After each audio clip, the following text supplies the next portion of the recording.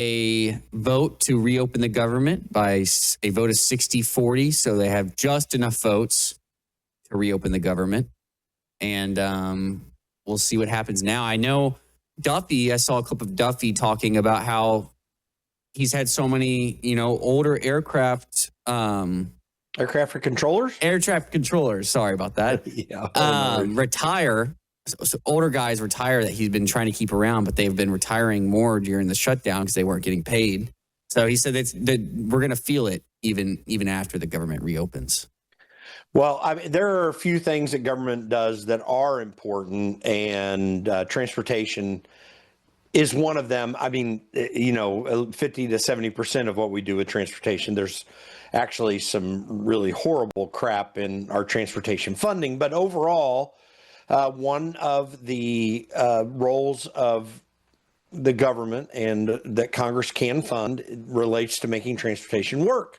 They had originally provided for post roads, but I do believe we rightly lay that out as something like making sure the rivers are navigable in a proper way when there's interstate commerce, and of course air traffic in what we do, both commercial and private, is part of that. So I think that's a role. That's one of the things that is really important. I worked in the airline industry. I'm an original employee of the Federal Express hub in Indianapolis, and I became pretty intimately connected to that, and I can see the serious importance of what we do with our airlines. I mean, every night, Louisville, Kentucky, and Memphis, Tennessee, and Indianapolis, and I also have antennas. I got one right here in my office in Indiana, where I help provide ADS-B data into the ADS-B systems that, like Flight Radar and ADS-B Exchange. And I think that when you look at the maps that are generated from that, you look at Indianapolis and Memphis and Louisville, and then on the East Coast, you'll see some in LA and Newark, New Jersey. And you look at the FedEx and UPS planes down in Cincinnati, the DHL and Amazon Prime planes. There is a lot of commerce that happens in the air. And this is a really important thing. But when you go beyond that and some of the other things that are important out of this, there's the military, for example. There's really not a lot we do in government that we really miss when we have these shutdowns. The only pressure points, the only real pressure point, was air traffic control systems. And that's now taken care of, and I'm glad for the American people, because it is a real issue. It is sad to lose some of these older guys, and hopefully he can persuade some of them to come back for a time. But most of what happened and what we didn't have happening, no one really missed. Yeah. And I think there's a real argument for getting rid of more federal employees and more agencies. And I think we saw that on display during this shutdown. Well, yeah, for the government being shut down for 40 days or close to 40 days, you would think there'd be more problems than just the air traffic controllers, but that's really the only problem you really heard about, honestly, other than, people crying about their SNAP benefits, which a lot of people who are on it don't need it, and that needs to be taken care of. But other than that... other than that, there's one other important thing. For example, the permitting process for getting new oil rigs out was slowed down. So there are things like this, but that's a problem of regulation more than the government shutdown. Mm-hmm. It certainly... does hamper things when you have a government shutdown, when you've got this regulatory scheme that makes it so difficult to be able to do business. We need to get rid of the regulatory scheme. That's what that highlights. There's a whole lot we do in government we got to stop doing that's not useful. And I've never been against these shutdowns in principle, because I think it does reemphasize that for the American people. Yep. Well, in other news, Trump came out, I think yesterday, and announced a $2,000 payment to all low and middle income Americans. And he put out a True Social this morning, and he says he's doing this with the tariff revenue. Sorry about that. That's the wrong graph. Trump says, he says all money left over from the $2,000 payments made to low and middle income USA citizens from the massive tariff income pouring into our country from foreign countries, which will be substantial, will be used to substantially pay down national debt. Thank you for attention to this matter. Because some people are saying, why are we giving $2,000 out when we have all this debt to pay down? So I guess there's enough, he's saying, to do both. Well, there is some advantage to the tariff revenue. It is kind of gravy, I guess you could say. The reality is that the reductions in government necessary to benefit the American people aren't not always immediately felt, like doling out cash. But they do have a very, very serious long-term effect in a positive way when we get government out of our lives, out of the process of what we do on a day-to-day basis. I mean, I'm here in my office. I've got electronic equipment, and all of this equipment, somehow or another, there's some responsibility, some regulatory agency for me to be able to purchase it. And it's built into the cost of it. I've got thousands of dollars of equipment in here, maybe tens of thousands, and probably a good 30-40% of that is cost related somehow to regulation. It harms every one of us, and we don't see it every day.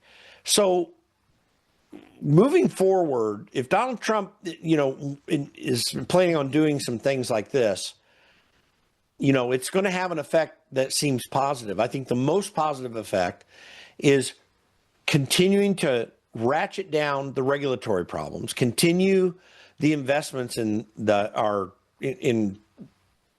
economy that he's talking about, trillions of dollars worth. Highlight that constantly every day.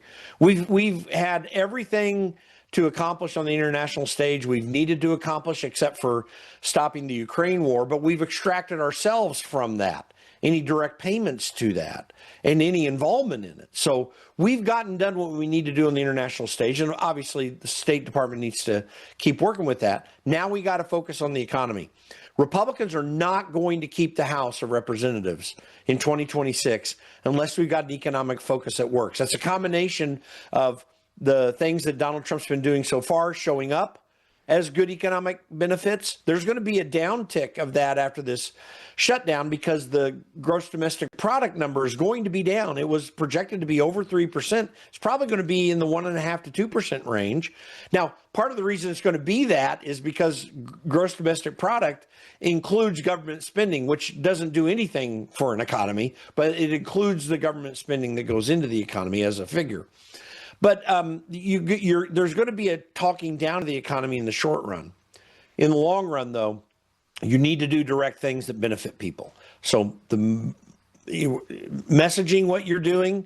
There's a press conference today about labeling in medicines. Yesterday was a press conference about some of these Ozempic-style drugs, these GLP-1 drugs, coming at a reduced cost. Those sorts of things are really helpful and directly speak to the American people. But you got to keep focused on that because people want to see that things are getting better. And the numbers right now show that most Americans don't think things are getting better. So you have to tell the story. You got to keep moving forward. I don't think putting direct payments out to people are the most effective way to do that.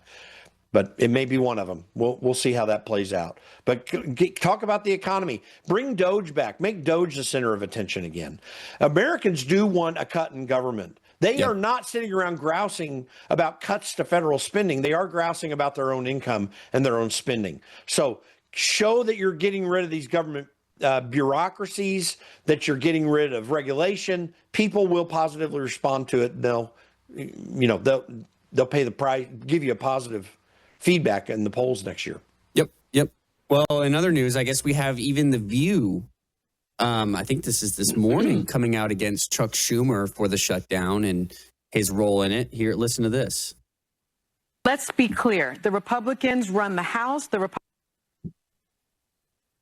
The Senate, the Republicans run the White House, the Republicans run the Supreme Court, as far as I'm concerned. This was a choice by Republicans to cut SNAP benefits. This was a choice by Republicans to cut ACA subsidies. This was a choice by the Republicans to gut the federal government and federal employment. Democrats had nothing to do with it. I want an opposition party. I think the Democrats caved. I think the Democrats let down the American people. And like you, Whoopi, I have absolutely no faith that the Republican Party will come to the negotiating table in good faith. You know, you do something like this, shame on you the first time. You do it twice, 3 times, 4 times, shame on me. Shame on the Democrats for even believing that the Republicans will, even vote on it. There's no guarantee in this New Deal that there's going to be a vote. There's no even commitment to have a vote. So the bottom line is the Democrats went into this after a blue wave out of the American people saying we do want the opposition. We the working people want the Democratic Party to fight for them. And now they just caved and surrendered. I think Chuck Schumer, his days are over. If he cannot keep his caucus together, he needs to go. He needs to be replaced. I completely disagree with you, Sonny, for this reason, what you rattled off. The Republicans run the executive branch. Well, I guess she's upset. She's mad at him for not keeping the government shut down longer. There's so much really poor about this analysis. But the one thing that is right, Democrats are going to be infighting after all this. Chuck Schumer is now going to be, and actually he wasn't the one that negotiated this deal. It was people in his caucus that did it. He didn't even vote yes on the bill. He voted no on it last night. So that's really interesting. But there's a lot really dumb about this analysis. First of all, the Republicans did not cause this shutdown. This was totally on the Democrats. Let's be clear. The fact that they have the House and Senate and the White House is not the reason this shut down. It's because Democrats did not want to just do a clean CR and then all these issues they wanted to deal with, try to deal with them legislatively. Frankly, that's one of the greatest breakdowns in the federal government right now, in Congress, I should say, is the fact that these things are all worked out on these massive spending pinch points.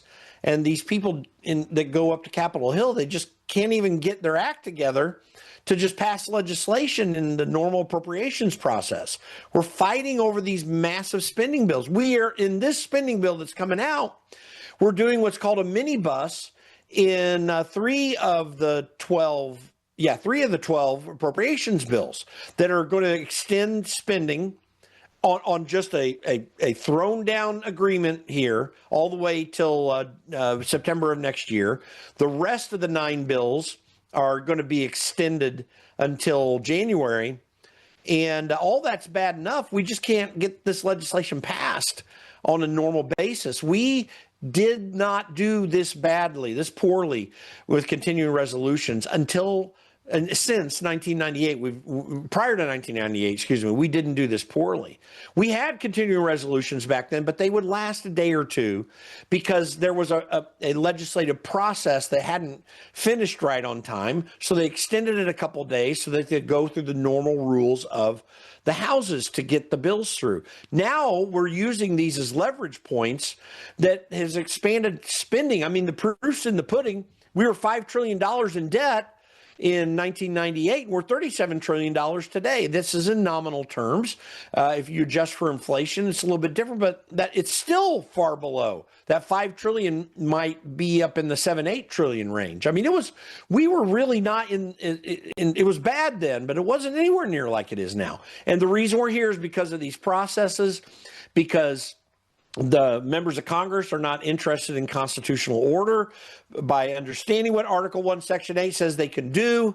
They are not frugal in the programs that even fall outside the constitutional order, that we're just profligate in the spending. The Obamacare has destroyed healthcare. I mean, I'm in the enrollment period right now, and I really don't want to go to healthcare.gov because they're going to charge me crazy prices there. But if I try to go outside the system, I still have to buy a plan that aligns with the requirements of Obamacare.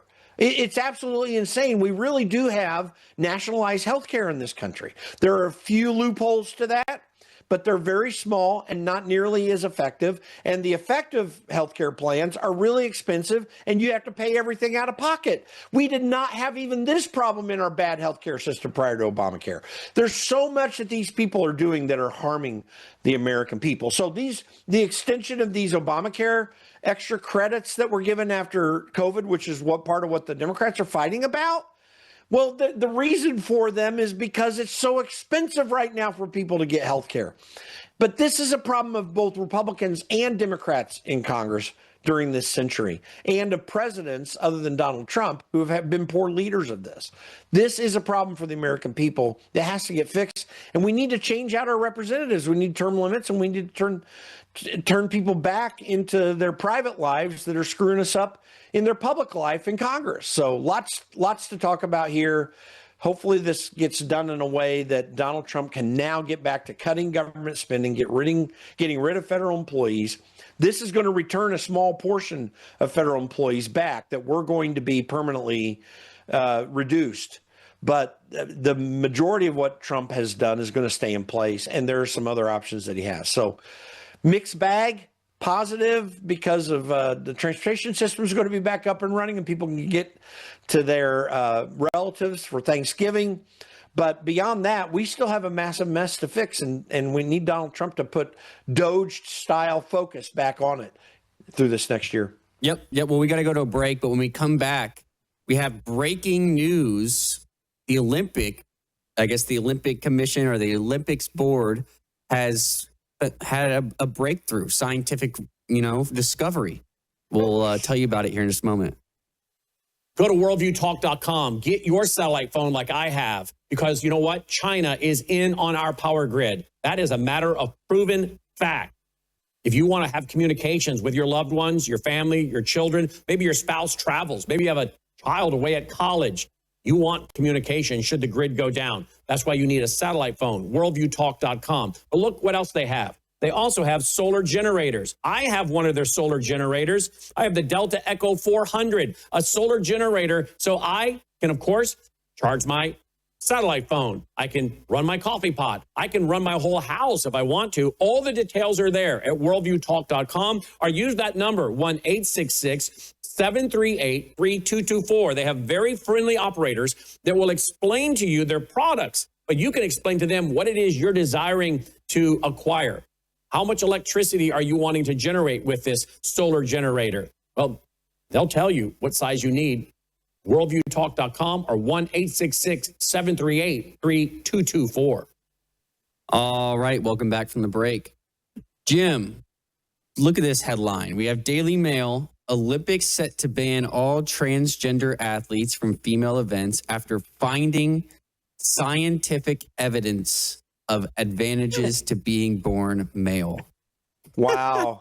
They found These it. people are geniuses. How did they found figure it. this out? I don't know. Breathtaking research. There's some science that is so obvious that you just can't deny it. And the male-female thing is part of it. We never needed to spend a dime to try to figure out the differences between male and female. We can spend it to understand those differences, but to go beyond that is just crazy. And we have been in an anti-truth cycle in the West for a few decades now, at least a full 2 decades, and really a bit more. Twisting what's real, pretending that the obvious proven is the subjective questionable. I mean, it's outrageous. The Olympic Committee, thank goodness for Donald Trump winning the election, because in reality, this would not be happening. It may not be a direct effect, but it is an indirect effect of that, because more and more people in the West are saying, no, we're opting out of the woke reconstruction of reality that has been taking place from the left, from the World Economic Forum types. We're just not going to put up with it anymore. And the Olympic Committee has to agree with that, because honestly, they want to make money. That's a part of this too. Let's never forget that. They will not be watched. They're already having ratings problems as it is, at least in the United States. But I think other places too. It's just going to go by the wayside. So this is how we win, by asserting truth fearlessly and regularly, even in the face of opposition. Yep. Yep. That is just crazy. They found that out today. All right. We have I guess, what's going to happen with Jack Smith? Is there any talks about indicting Jack Smith? I haven't heard anyone talk about it really.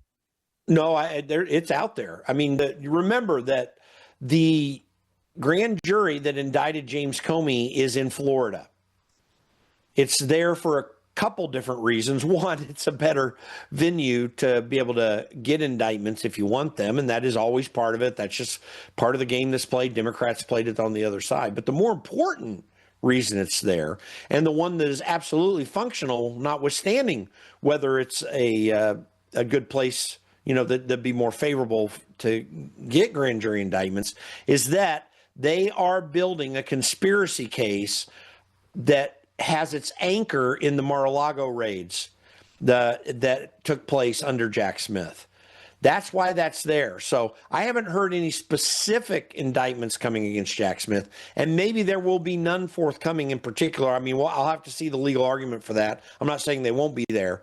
But what I do know is that those who were conspiring to take down Donald Trump, they were doing it illicitly, illegally, and potentially treasonously. So that's why this is all related to the Jack Smith investigation, because the raid came out of Jack Smith's investigation. They're going to really find some stuff out, and Jack Smith may be in peril. Yeah, and a lot of these prosecutions that, are these people that Trump pardoned yesterday, Rudy Giuliani, Sidney Powell, and more. Some of those were they prosecuted by Jack Smith as well? No, not entirely. No. Some of these were different cases, but yes, Jack Smith had taken on some of these as well. Yeah. Well, there were various cases that got to the people that were working the alternate elector process, those who put themselves up as potential alternate electors. Something, by the way, that we've never prosecuted in the past. There are two instances. I think it was in 1876 and also for sure in 1960 in Hawaii, both related to Democrat operations to provide alternate electors because of emerging questions about the voting process in those given states. And there was never any prosecutions or even thought of there being anything irregular taking place. And that is actually probably going to be part of what's adjudicated here, because it goes way beyond the boundaries of the rule of law or the necessity of prosecuting anyone, because there was no authority for those alternative electors to be switched out, except if Congress had decided to do it. And that is the process. So there's no process broken. I'm glad that they put these out there. It was a necessity. Yep. And here is our friend Ed Martin, who is the pardon attorney and inside the DOJ, discussing it on Bannon's War Room. We look at Jack Smith, and I'm in the middle of this still. What you see is Jack Smith was targeting who? The electors, the alternate electors across the country. Jack Smith thought he was going to be one of the famous lawyers who tried what I call a maxi trial. In the 1990s in Sicily, they tried all the organized crime. Jack Smith thought he was that guy, except he was the guy running the conspiracy. He was the guy doing this stuff. So when we looked at it, the president said, pardon, attorney, and I said, okay. Hang on a second. Maxi trial, he wanted to put hundreds of people on trial at the same time. Yeah, sorry, I got us distracted, but it's important because it plays into what happened. Yes. Jack Smith's vision was charge hundreds of people across the country, all the alternate electors, all the people that put their head up and said, all the lawyers that all the worked on lawyers, things. charge a maxi trial and then when he's done, Navarro, Bannon, everybody around the president and the president of the United States. And he only lost. He only ran out of time because guys like Todd Blanche, my current boss, John Lauro, they fought it off, and they fought this guy off, and they stopped him. Well, there you go. It's a conspiracy.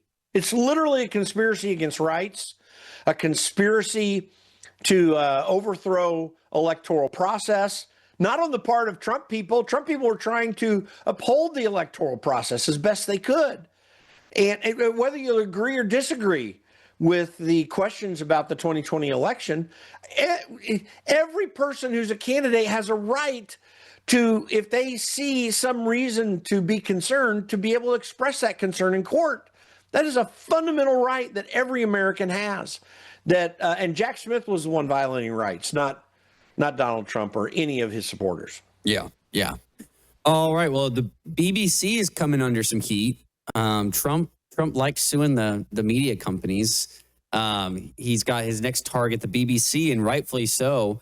I guess they edited a clip from his January 6th speech in D.C., and they took something he said in the beginning of the speech and something he took at the end of the speech, and they spliced it together to make it sound like he said it together, which would have been, more, telling people to go protest and, make your voices And cause heard. an insurrection. Yeah, exactly. They're trying to make it sound like he was calling for an insurrection. But you can watch the clip here, the edited clip, and then the original clip. We're going to walk down to the Capitol, and I'll be there with you. And we fight. We fight like hell. And if you don't fight like hell, you're not going to have a country anymore. We're going to walk down to the Capitol, and we're going to cheer on our brave senators and congressmen and women. And we fight. We fight like hell. And if you don't fight like hell, you're not going to have a country anymore. All right. So you notice the difference between cheer on our brave congresswomen and men and fight. And of course, everybody omitted his call for everyone to go down there peacefully and patriotically. He literally said that. I have to say this.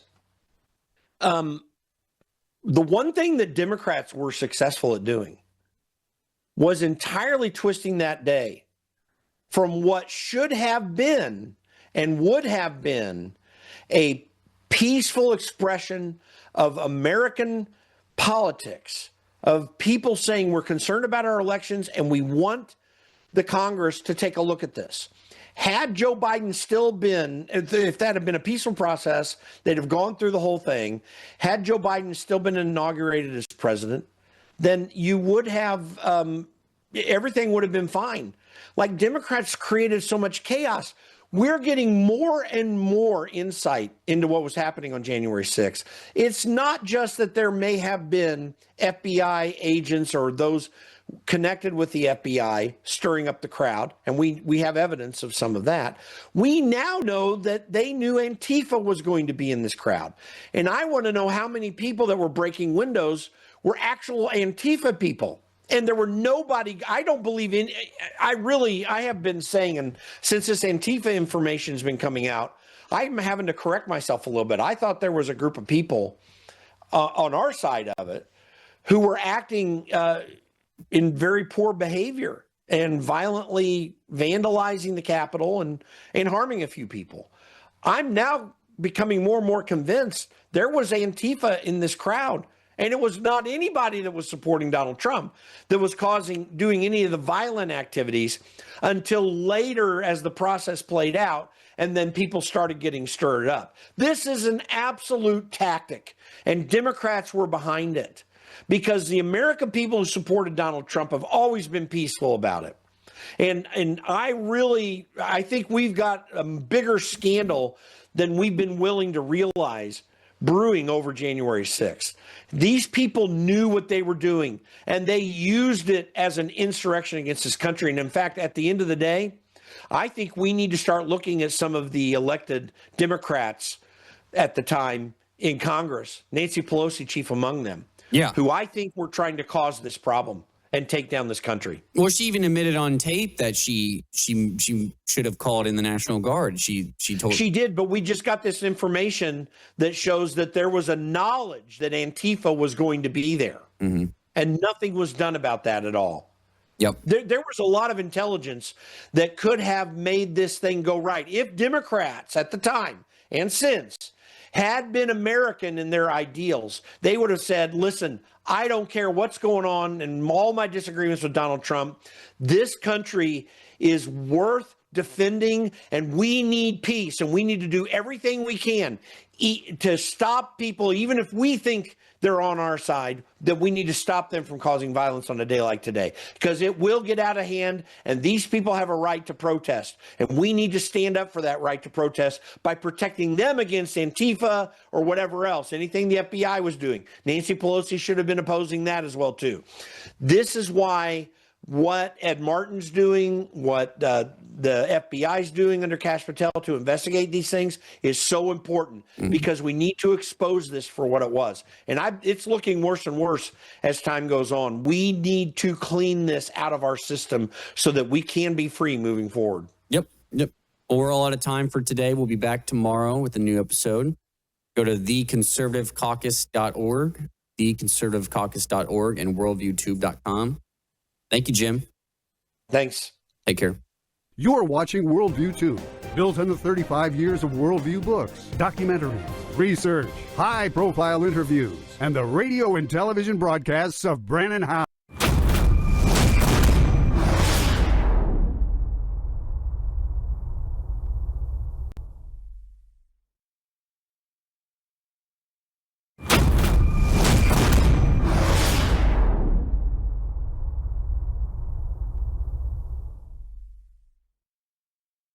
I'll tell you one little quick story. We had a Worldview Weekend client who lived in California, lost their house. Very wealthy guy. He didn't use Bitcoin. He came over here, drove to Arizona with $286,000 worth of his gold because he had no money and no house available. His bank was shut down because he couldn't have access to his bank account. Was this during the fire? Was this during the fires? During the fire. Didn't have his driver's license. He lost it. The state wouldn't give him a new license because he had no active mailing address. Real mess. So he came to Arizona to buy a house. He's moving everything over. He said, the only thing I got in my possession that I can get liquid with right now is my gold. I gave him a check for $286,000, and guess what? I didn't need his social, his driver's license. Sort of smiled, and I said, you know, I know you and Brandon talked about how this worked, but boy, this is great. I feel good. I got my money. Nobody bothered me, and I'm protected, and it's private. So you people out there who are sitting on your hands when Wes and I are sending you these requests and Brandon and you are talking to you, you better get active, because you're going to pay me $4,000 an ounce at the end of the year.